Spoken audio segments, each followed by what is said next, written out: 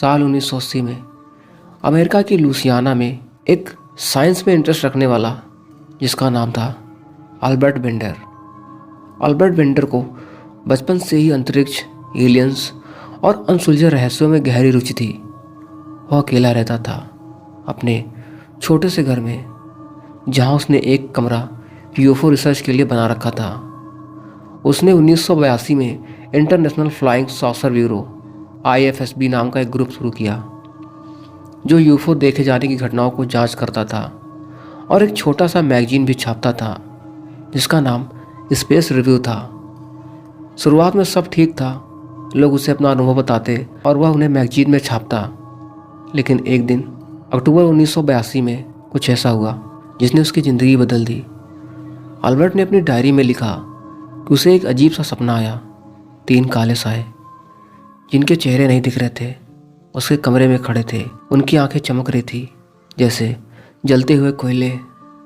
उसे लगा कि यह सिर्फ एक बुरा सपना था, लेकिन अगले दिन उसकी ज़िंदगी में खौफनाक घटनाएं शुरू हो गईं। एक दिन अल्बर्ट अपने घर में अकेला था। बाहर बारिश हो रही थी और हवा से खिड़कियां हिल रही थी। अचानक उसे लगा कि कोई उसे देख रहा है। उसने खिड़की की ओर देखा, लेकिन वहाँ कोई नहीं था, सिर्फ अंधेरे के अलावा। फिर दरवाजे पर एक तेज़ दस्तक हुई। डरते हुए उसने दरवाज़ा खोला और वहाँ 3 लोग खड़े थे। तीनों काले सूट में, काले चश्मे पहने हुए, और उनके चेहरे बिल्कुल भावहीन, मतलब कि उनकी आंखों में इमोशंस था ही नहीं। उनकी त्वचा अजीब सी थी, पीले रंग की, जैसे कि किसी लाश की हो। उनमें से एक ने कहा, अल्बर्ट बेंडर, तुम जो कर रहे हो उसे बंद करो। उनकी आवाज़ मशीनी थी, जैसे कोई इंसान नहीं, मशीन बोल रही हो। अल्बर्ट ने पूछा, आप कौन हैं? मुझे क्यों रोक रहे हैं? लेकिन जवाब में सिर्फ सन्नाटा था। किसी ने कुछ भी नहीं बोला। फिर इन तीनों में से एक ने अपनी उंगली उठाई और अल्बर्ट को लगा कि उसके सिर में तेज़ दर्द शुरू हो गया। उसे कुछ देर के लिए दिखाई नहीं दिया, और जब होश आया तो वे तीनों गायब थे। उस रात के बाद अल्बर्ट को हर जगह अजीब चीज़ें दिखने लगीं। उसे फ़ोन पर सांसों की आवाज़ आती, लेकिन कोई बोलता नहीं था। सड़क पर चलते वक्त उसे लगता कि कोई उसका पीछा कर रहा है, पर मुड़कर देखने पर कोई नहीं मिलता। एक बार तो उसने अपनी खिड़की पर एक काला साया देखा जो पलक झपकते ही गायब हो गया। अब उसका मानसिक संतुलन बिगड़ने लगा और उसने अपने दोस्तों को बताया कि ये मैन इन ब्लैक उसे चुप करवाना चाहते हैं, क्योंकि उसे यूफोस का एक बहुत बड़ा रहस्य पता चल गया था। अल्बर्ट का दावा था कि उसे एक सीक्रेट इन्फॉर्मेशन मिली थी कि एलियंस धरती पर पहले से मौजूद हैं, और कुछ लोग या शायद गवर्नमेंट नहीं चाहती कि यह बात बाहर आए। उसने कहा कि ये काले सूट वाले इंसान नहीं थे, बल्कि कुछ और थे, शायद एलियंस या खुद उनके बनाए हुए लोग। साल 1983 में अल्बर्ट को आखिरी बार इन रहस्यमयी लोगों ने संपर्क किया। एक दिन वह अपने ऑफिस में था जब अचानक से लाइट चली गई और ऑफिस में अंधेरा हो गया। अंधेरे में उसे 3 जोड़ी चमकती हुई आंखें दिखी और एक आवाज़ गूंजी, यह तुम्हारे लिए आखिरी चेतावनी है बेंडर। स्पेस रिव्यू बंद करो वरना तुम्हारा अंत नजदीक है। उस रात के बाद अल्बर्ट इतना डर गया कि उसने अपना ग्रुप बंद कर दिया, मैगजीन छापना छोड़ दिया और यूफो रिसर्च हमेशा के लिए बंद कर दिया। अल्बर्ट बेंडर 2016 तक जिंदा रहा और अपनी मृत्यु तक उसने कहा कि वे अभी भी उसे देख रहे हैं। मैन इन ब्लैक की कहानियाँ आज भी अमेरिका में मशहूर है।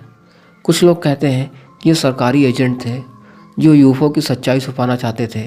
कुछ का मानना है कि ये एलियंस थे जो इंसानों को डराकर चुप कराते थे।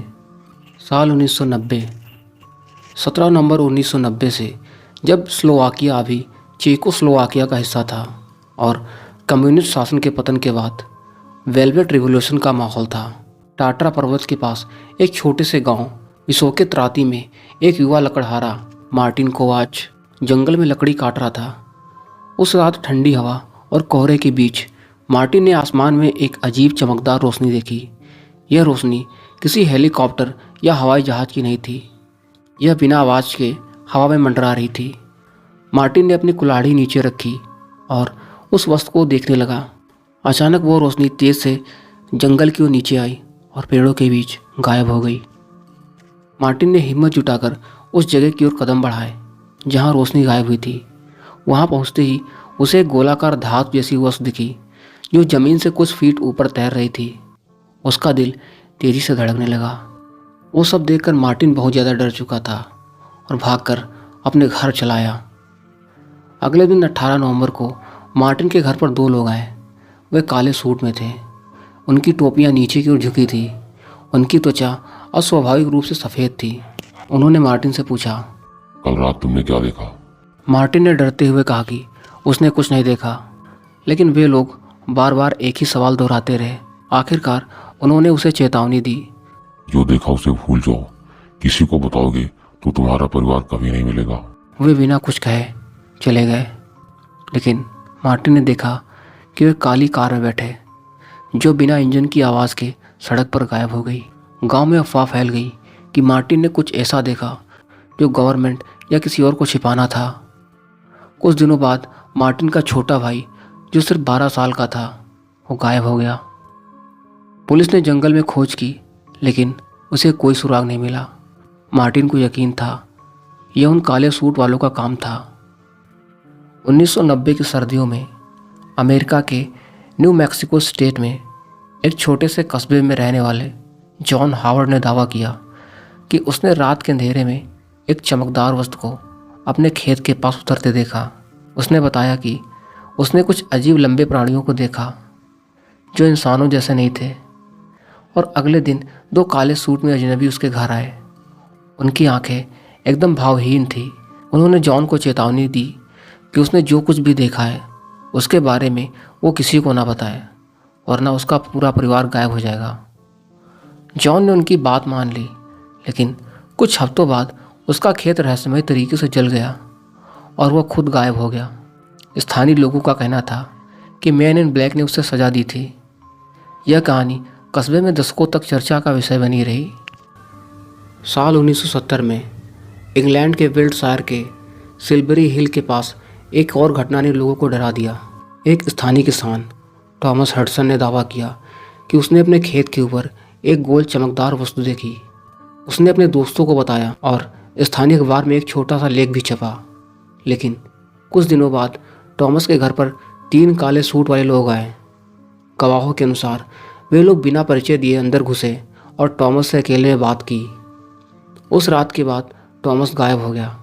उसका परिवार कहता है कि वह कभी वापस नहीं आया और पुलिस को कोई भी सुराग नहीं मिला।